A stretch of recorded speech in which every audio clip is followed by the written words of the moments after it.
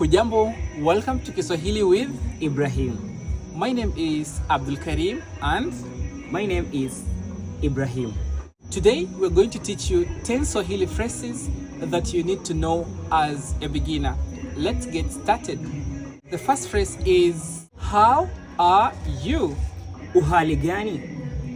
What is your name? Jina lako ni nani? My name is Jina langu ni.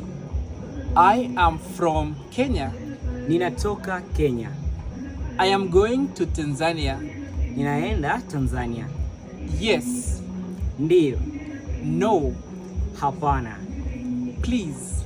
Tafadhali. Excuse me. Samahani. I want to learn Swahili. Ninataka kujifunza Kiswahili. Goodbye. Kwaheri.